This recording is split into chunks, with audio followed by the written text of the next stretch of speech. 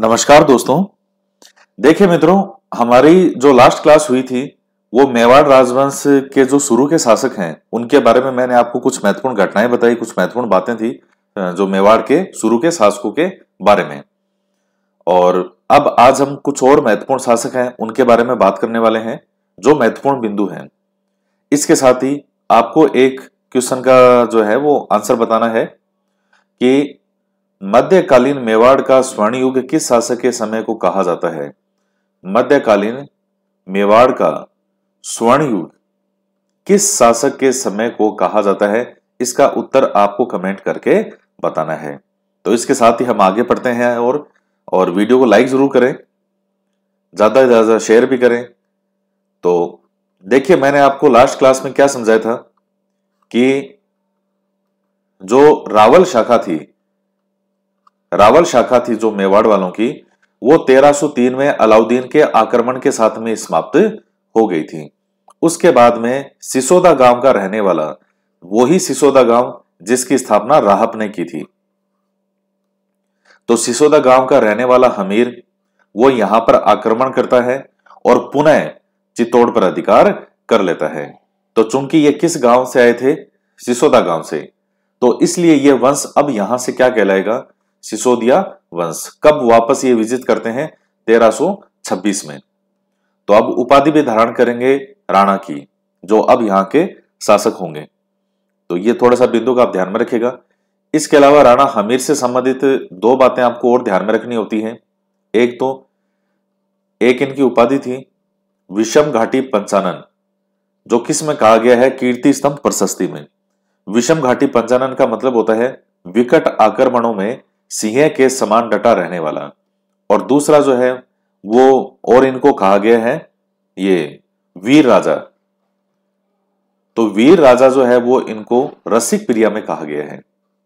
तो थोड़ा सा इन बिंदुओं को आप ध्यान में रखिए, राणा हमीर से संबंधित। उसके बाद में देखिएगा जैसे राणा लाखा आते हैं। लाखा के बारे में वही, इनके समय जो है जावर में जो है चांदी की खान की खोज होती है लाखा के समय, और एक बंजारे ने पिछोला झील का निर्माण करवाया था। तो थोड़ा बहुत ही पॉइंट आप ध्यान में रख लीजिएगा। लाखा के बाद में मोकल आते हैं। मोकल के बाद में है राणा कुंभा। आपके लिए जो ज्यादा महत्वपूर्ण है वो है राणा कुंभा के बारे में। तो राणा कुंभा का कार्यकाल जो है वो याद रखना है आपको, 1433 से 68।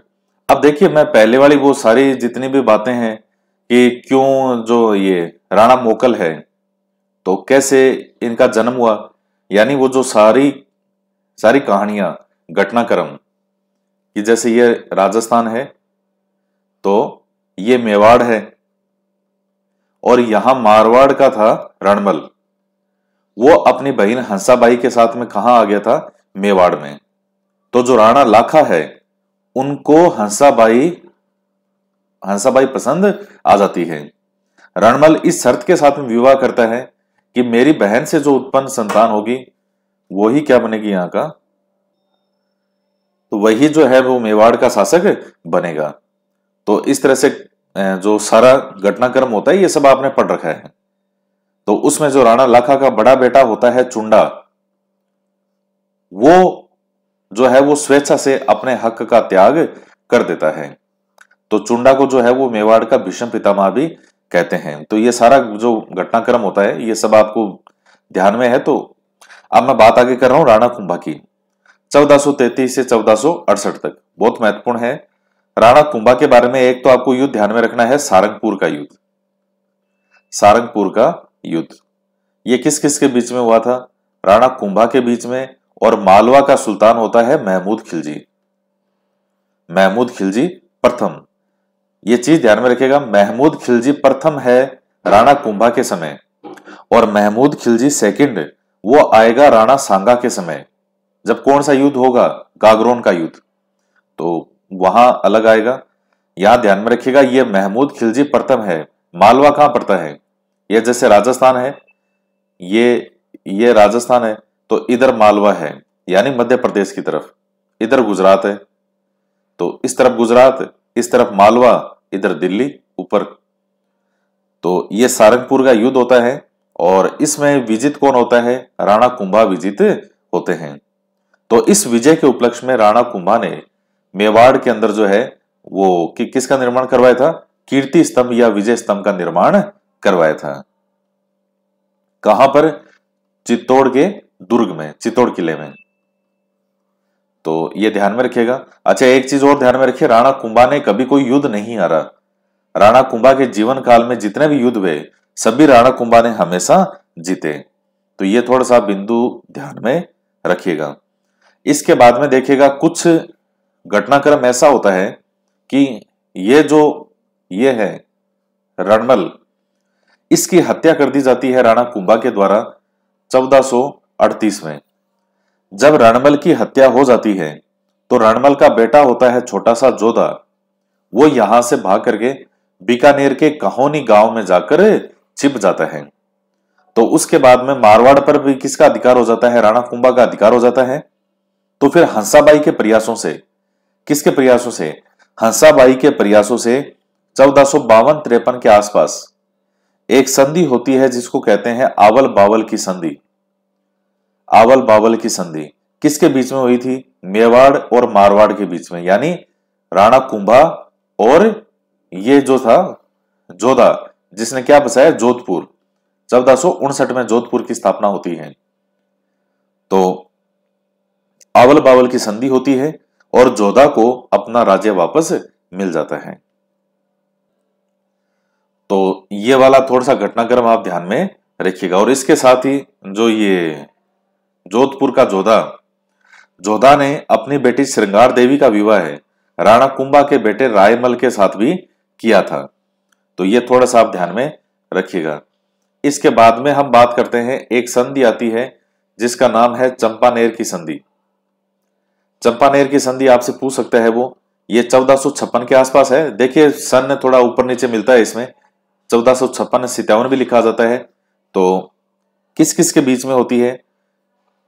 गुजरात का कुतुबुद्दीन और मालवा का सुल्तान महमूद खिलजी, इन दोनों के मध्य संधि होती है चंपानेर की। क्यों करते हैं चंपानेर की संधि? ताकि जो राणा कुंभा है उसको ये दोनों मिलकर के पराजित कर सकें, लेकिन दोनों मिलकर के पराजित नहीं कर पाए। तो ये थोड़ा सा पॉइंट आप ध्यान में रख लीजिएगा। इसके बाद में हम जो स्थापत्य वाला पार्ट है राणा कुंभा का, थोड़ा उसके बारे में आपको ध्यान में रखना है। सबसे पहले तो हम बात करते हैं विजय स्तंभ के बारे में।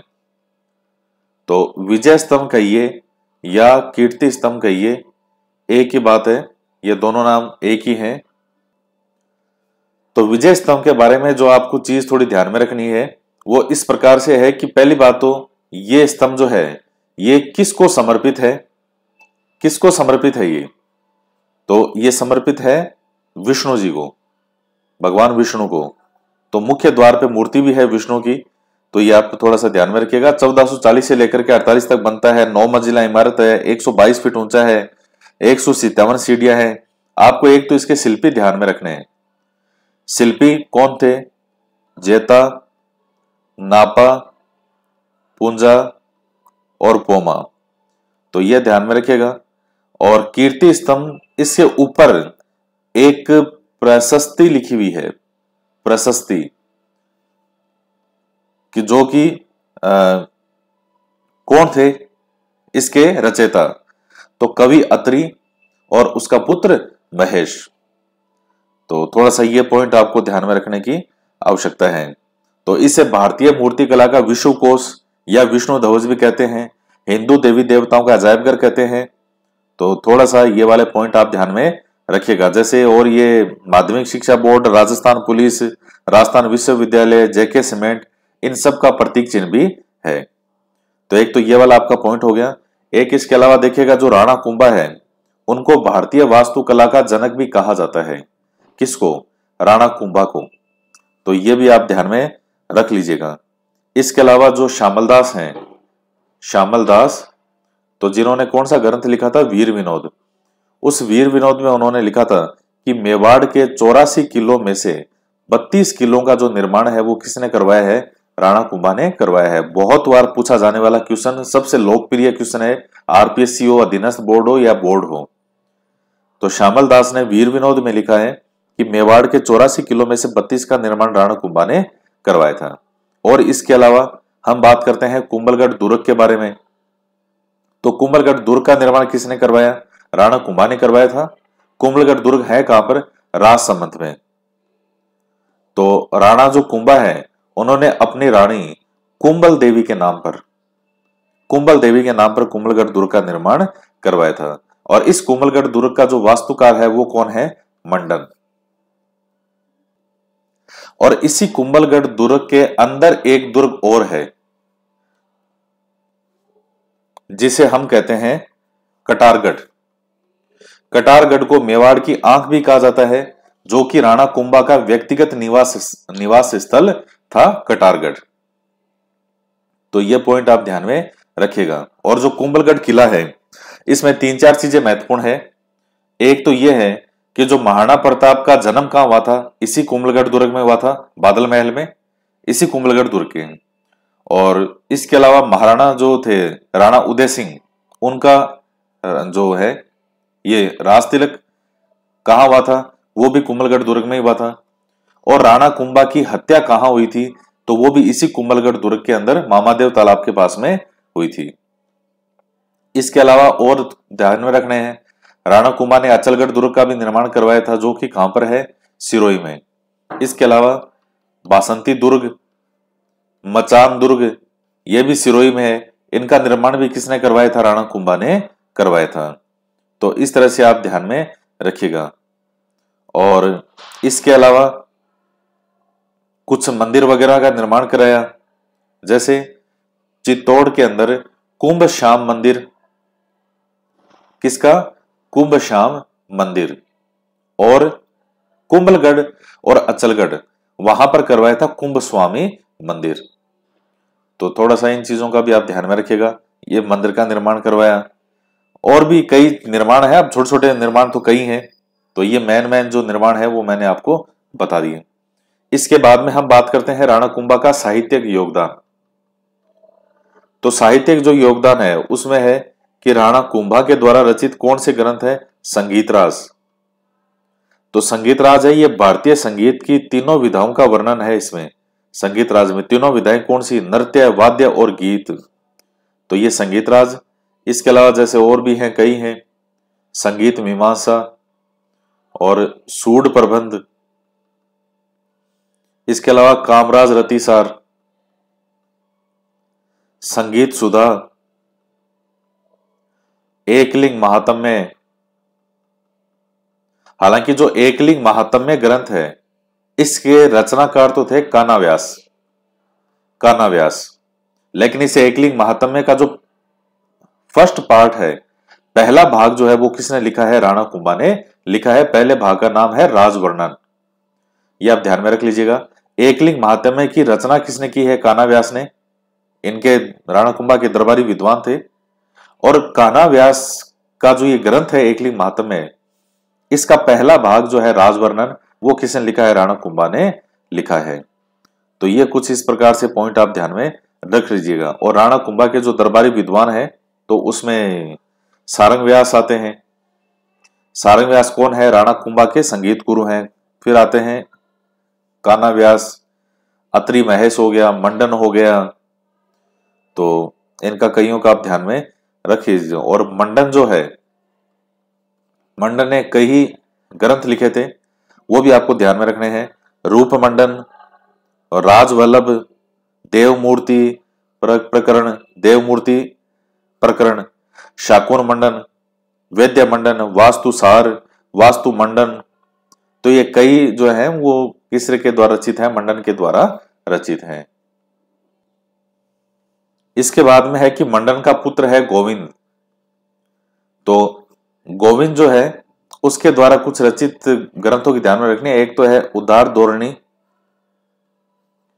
इसके अलावा द्वार दीपिका और कलानिधि। तो ये थोड़ा सा आप ध्यान में रख लीजिएगा। इसके अलावा राणा कुंभा की उपाधियां, राणा कुंभा की उपाधियां भी आपको ध्यान में रखनी है। ये वाला एक तो राणा कुंभा की उपाधि थी अभिनव भट्टाचार्य। अभिनव भट्टाचार्य, तो ये किस कारण थी? संगीत में ज्ञान के कारण। सबसे लोकप्रिय उपाधि थी राणा कुंभा की। और जैसे हिंदू सुल्तान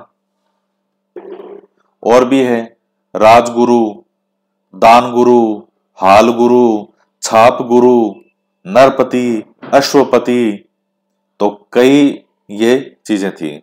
और राणा कुंभा कौन से वाद्य यंत्र बजाने में निपुण थे? वीणा बजाने में।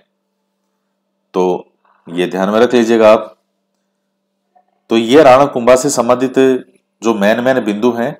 और राणा कुंभा अपने जीवन के अंतिम दिनों में उन्मादी रोग से ग्रसित हो गया था। उन्मादी रोग, देखिए उन्मादी रोग एक मानसिक रोग है। तो राणा कुंभा की हत्या जो है वो 1468 में। इनका बेटा होता है, बड़ा बेटा उदा, ये ध्यान में रखिएगा, उदा, जिसका नाम था उदय सिंह, या आप इसको उदय सिंह फर्स्ट कह सकते हो। तो 1468 में मामादेव तालाब के पास में राणा कुंभा की यह हत्या कर देता है अपने पिता की, और खुद गद्दी पर बैठ जाता है। तो गद्दी पर यह बैठता किस नाम से है? उदा, उदय सिंह प्रथम के नाम से। तो 1468 से लेकर के और उसके बाद 1473 तक कौन रहेगा? 5 साल यह उदा रहता है उदय सिंह प्रथम के नाम से।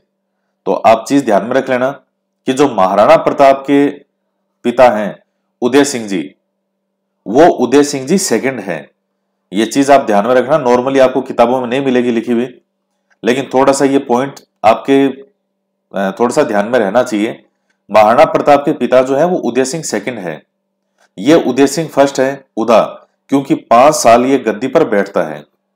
लेकिन चूंकि ये योग्य नहीं था, तो फिर इसका जो भाई था छोटा रायमल, उसको सबने कहा कि हम तुम्हारे साथ हैं और इस उदा को गद्दी से हटाओ। तो उन्होंने फिर रायमल के नेतृत्व में उदा को क्या कर दिया? हराया और गद्दी पर बैठते हैं। तो ये थी कुछ महत्वपूर्ण बातें। तो आज के वीडियो में इतना ही, बाकी नेक्स्ट वीडियो में और आगे हम कंटिन्यू चीजों को समझेंगे। तो मिलते हैं नेक्स्ट वीडियो में। जय हिंद, जय भारत।